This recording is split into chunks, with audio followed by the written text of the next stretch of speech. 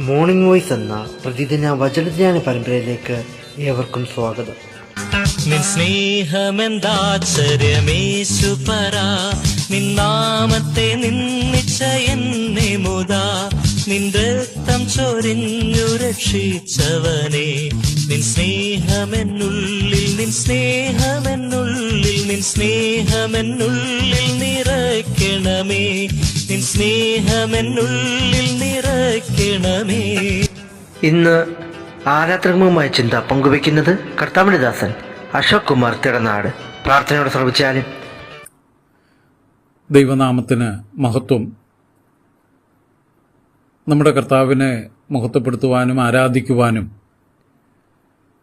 നാം ദൈവമുമ്പാകെ സമയമെടുക്കുന്ന ഈ ദിവസം എല്ലാ പ്രിയപ്പെട്ടവർക്കും കർത്താവായ യേശുക്രിസ്തുവിൻ്റെ അതുല്യനാമത്തിൽ സ്നേഹവന്ദനം അറിയിക്കുന്നു.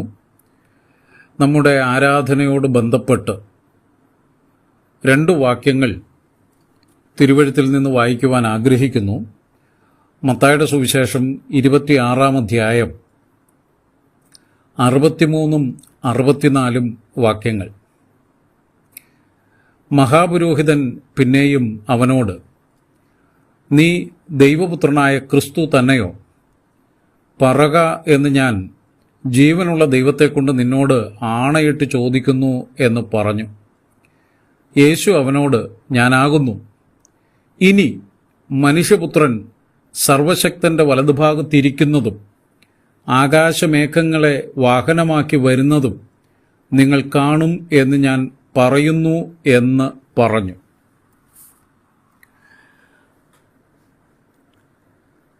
താൽക്കാലിക പുരോഹിതൻ മൽക്കീസദേക്കിന്റെ ക്രമപ്രകാരമുള്ള നിത്യപുരോഹിതനെ വിചാരണ ചെയ്യുന്ന വേളയിൽ ചോദിക്കുന്ന ചോദ്യവും അതിൻ്റെ മറുപടിയുമാണ് ഈ 2 വാക്യങ്ങളിൽ ഉള്ളത്. ആ വാക്യത്തിലേക്ക് നമ്മുടെ ശ്രദ്ധ പോയാൽ, ഞാൻ ആകുന്നു എന്ന മറുപടിയിൽ നമ്മുടെ കർത്താവ് ആരംഭവും അവസാനവും ഇല്ലാത്ത നിത്യദൈവമാണ് എന്ന സത്യം ആ വാക്കുകളിലൂടെ വെളിപ്പെടുത്തുകയാണ്. നിത്യവർത്തമാനകാലമുള്ള നിത്യസത്യദൈവം. 2-ാമത്തെ വാക്കിലൂടെ പിതാവിൻ്റെ വലതുഭാഗത്തിരിക്കും എന്ന് പറയുമ്പോൾ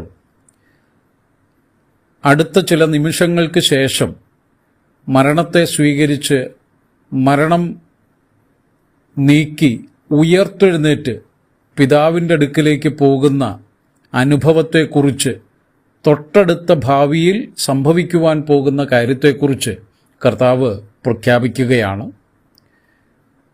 ആകാശമേഘങ്ങളെ വാഹനമാക്കി വരും എന്ന് പറയുമ്പോൾ ഭാവിയിൽ കർത്താവ് നിത്യരാജാവായി വരുന്നതിനെയും സൂചിപ്പിക്കുന്നു. അപ്പോൾ നമ്മുടെ കർത്താവിൻ്റെ മനുഷ്യരൂപത്തിൽ വന്ന അനുഭവവും അതിനോട് ബന്ധപ്പെട്ട് ചെയ്യുന്ന കാര്യവും തൻ്റെ ദൈവീകത്വവും ഈ വാക്കുകളിലൂടെ കർത്താവ് വെളിപ്പെടുത്തുകയാണ്. നമുക്ക് ആ ചോദ്യത്തിലേക്ക് ഒന്ന് വരാം. നീ ദൈവപുത്രനായ ക്രിസ്തു തന്നെയോ? ഇതൊരു പുരോഹിതനാണ് ചോദിക്കുന്നത്. ഇസ്രായേലിനെ ന്യായപ്രമാണം പഠിപ്പിക്കുന്ന, തിരുവെഴുത്തുകളെ പഠിപ്പിക്കുന്ന പുരോഹിതൻ. അതുകൊണ്ട് തന്നെ ഈ ചോദ്യത്തിന് വളരെ ആശയങ്ങളുണ്ട്.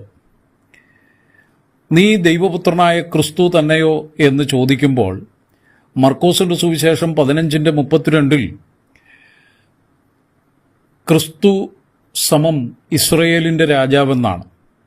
അപ്പോൾ ചോദിക്കുന്ന ചോദ്യം ദാനിയേൽ പ്രവചനം 7-ാം അധ്യായം 13-14 വാക്യങ്ങളിൽ എഴുതിയിരിക്കുന്നത് പോലെ, മനുഷ്യപുത്രനായ നിത്യരാജാവാണോ നീ എന്നാണ് ഈ ചോദ്യത്തിൻ്റെ ഒരു ആശയം.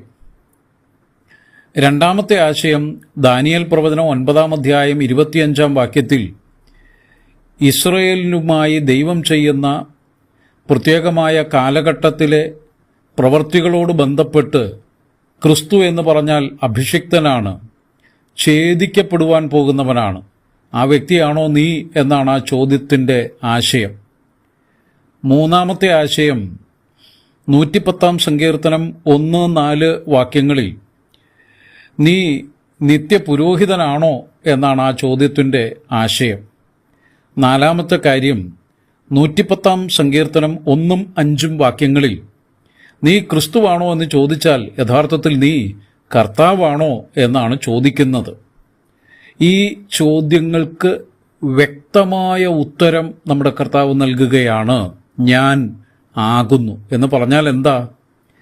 നമ്മുടെ കർത്താവ് നിത്യരാജാവാണ്, അഭിഷിക്തനാണ്, നിത്യപുരോഹിതനാണ്, നിത്യനായ കർത്താവാണ്. അത് കർത്താവ് ഇവിടെ സമ്മതിക്കുന്നു, ഞാനാകുന്നു. പ്രിയരെ, നാം ആരാധിക്കുന്ന കർത്താവിൻ്റെ വ്യക്തിത്വത്തിൻ്റെ മനോഹര പ്രഖ്യാപനമാണ് നാം ഇവിടെ കാണുന്നത്. ഈ നല്ല കർത്താവിനെയാണ് ആരാധിക്കുവാൻ നമുക്ക് ഭാഗ്യം ലഭിച്ചിരിക്കുന്നത്.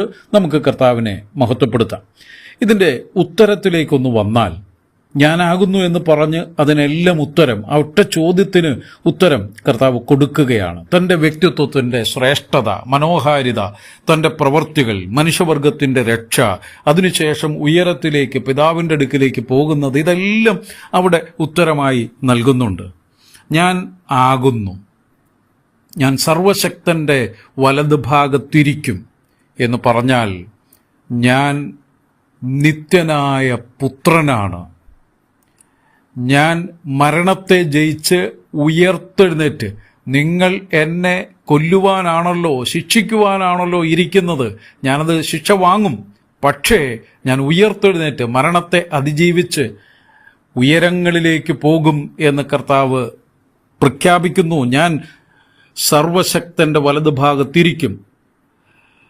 ഞാൻ നിത്യപുരോഹിതനാണ്. മൽക്കീസദേക്കിന്റെ ക്രമപ്രകാരം പിതാവിൻ്റെ അടുക്കൽ വലതുഭാഗത്തിരിക്കുമ്പോൾ ഞാൻ നിത്യപുരോഹിതനായിട്ടാണ് ഇരിക്കുന്നതെന്ന് കർത്താവ് സമ്മതിക്കുകയാണ്, പ്രഖ്യാപിക്കുകയാണ്.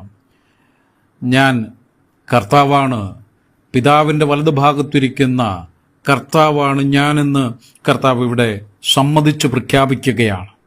ഞാൻ ഛേദിക്കപ്പെടാൻ പോകുകയാണ്. ഞാൻ ക്രിസ്തുവാണ്, ഞാൻ ഛേദിക്കപ്പെടാൻ പോകുകയാണ്. ഞാൻ കഷ്ട അനുഭവങ്ങളിലേക്ക് പോകുകയാണ്, പക്ഷേ ഞാൻ ഉയർത്തെഴുന്നേൽക്കും. ഞാനാകുന്നു എന്ന് പറഞ്ഞാൽ അതിൻ്റെ അർത്ഥം അങ്ങനെ തന്നെയാണല്ലോ. ഞാൻ മനുഷ്യപുത്രനാണ്. ആ വാക്കെത്ര മനോഹരമാ! മനുഷ്യപുത്രൻ സർവശക്തന്റെ വലതുഭാഗത്തിരിക്കുന്നതും ആകാശമേഘങ്ങളെ വാഹനമാക്കി വരുന്നതും നിങ്ങൾ കാണും. ഞാനൊരു പച്ചയായ മനുഷ്യനാണ്, പക്ഷേ ഞാൻ ഉയർത്തെഴുന്നേറ്റ് നിത്യസ്വർഗത്തിലേക്ക് മടങ്ങിപ്പോയി. ഇനി ഞാൻ വരും, നിത്യരാജാവായി വരും, എല്ലാവരെയും ഭരിക്കുവാൻ. കർത്താവ് കൃത്യമായ ഉത്തരം പുരോഹിതന് കൊടുക്കുകയാണ്. ഞാൻ ഭരിക്കുവാൻ വരും. ദാനിയേൽ പ്രവചനം 7-ാം അധ്യായം 13-14 വാക്യങ്ങൾ നിവർത്തീകരിച്ചുകൊണ്ട് ക്രിസ്തുവായ ഞാൻ വരുമെന്ന് കർത്താവ് പ്രഖ്യാപിക്കുകയാണ്. പ്രിയമുള്ളവരെ, നമ്മുടെ കർത്താവ് മഹത്വം നിറഞ്ഞ നിത്യരാജാവാണ്. പിതാവിൻ്റെ വലതുഭാഗത്ത് മനുഷ്യരക്ഷ പൂർത്തീകരിച്ച് മരണത്തെ ജയിച്ചുയർത്തെഴുന്നേറ്റ് ഇരിക്കുന്ന കർത്താവാണ്. കർത്താവ് മൽക്കീസദേക്കിന്റെ ക്രമപ്രകാരം നിത്യപുരോഹിതനാണ്. നമ്മുടെ കർത്താവ് നിത്യനായ കർത്താവാണ്. ഛേദിക്കപ്പെട്ടവനെങ്കിലും ഉയർത്തെഴുന്നേറ്റ കർത്താവാണ്. നമുക്ക് വേണ്ടി തകർക്കപ്പെട്ടവനെങ്കിലും ഉയർത്തെഴുന്നേറ്റ കർത്താവാണ്. മരണം ആസ്വദിച്ചവനെങ്കിലും ഇന്നും ജീവിക്കുന്ന കർത്താവാണ്. നമ്മുടെ കർത്താവ് നിത്യരാജാവാണ്. ഭരിക്കുവാൻ മടങ്ങിവരുന്ന കർത്താവാണ്. ആ കർത്താവ് ഇന്ന് നമ്മുടെ കർത്താവും രാജാവും ദൈവവുമായി നമ്മോടുകൂടെ ഉള്ളതുകൊണ്ട് നമുക്ക് കർത്താവിനെ സ്തുതിക്കാം. ഈ കർത്താവിൻ്റെ മഹത്വത്തിൻ്റെ മനോഹരമായ വെളിപ്പെടുത്തൽ കർത്താവ് നടത്തിയിരിക്കുമ്പോൾ ആ വാക്യങ്ങൾ നമ്മുടെ ഹൃദയത്തെ ആഴമായി സ്വാധീനിച്ച് കർത്തൃപാദങ്ങളിൽ മഹത്വത്തിൻ്റെ മുമ്പാകെ നന്ദിയോടെ മഹത്വപ്പെടുത്തി സ്തുതിച്ച് നമുക്ക് തുടരാം. ദൈവനാമം മഹത്വപ്പെടുമാറാകട്ടെ.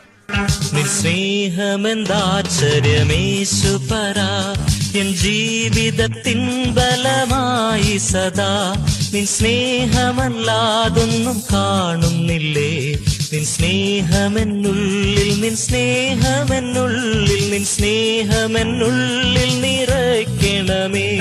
നിൻ സ്നേഹമെന്നുള്ളിൽ നിറയ്ക്കണം.